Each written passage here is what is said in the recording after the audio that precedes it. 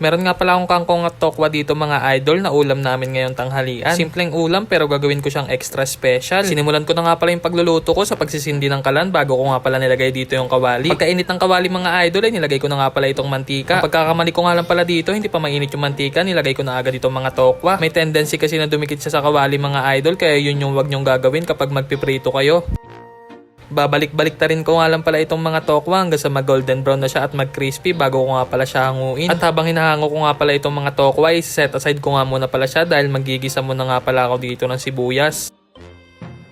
Igigisa ko nga lang pala itong mga sibuyas hanggang sa medyo mag-half cook na siya. Sabay sunod ko naman ilalagay dito yung mga bawang at igigisa ko lang siya ulit. Kailangan nga daw unahin igisa yung sibuyas kaysa sa bawang dahil mas mabilis itong masunog. Sabay sunod ko na nga pala nilagay dito yung mga kangkong na ilang araw na sa rep namin kaysa itapon na iniluluto ko na lang. Sa panahon ngayon ay parang ang hirap na mag-aksaya ng pagkain dahil sa sobrang mahal ng mga bilihin. Nung medyo na half cook na nga pala yung mga kangkong ay agad ko nang binalik dito yung mga prinito ko kaninang mga tokwa. Sabay saka ko siya titimplahan mga idol ng toyo.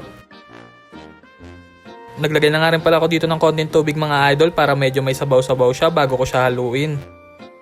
Naglagay na nga rin pala ako dito ng suka at hindi ko nga pala siya haluin hanggang sa kumulo para hindi daw mapanis. Naglagay na nga rin pala ako dito ng konting MSG, paminta at asukal para kompleto-kompleto na yung lasa. Hahalu-haluin ko nga lang pala ulit siya bago ko siya tikman kung all goods na. Pagkatikim ko nga mga idol ay tinawag ko na nga rin pala si Mrs. para tikman ito kung pasado ba sa kanya. Sa makakahula nga pala nitong niluto ko ay i-comment nyo na sa comment section at bibigyan ko nga pala kayo ng adobong kangkong. Okay na daw sa panlasa ni Mrs. kaya eto kumain na nga pala kami at nagsandok na. Pinaghatian na nga pala namin ni Mrs. yung natira namin chicken fillet kagabi para may kasamang prito. Ito niluto kong may sabaw. Kung wala ka pa nga naiisip na iulam ngayon mga idol ay try nyo na rin to sa mga bahay nyo.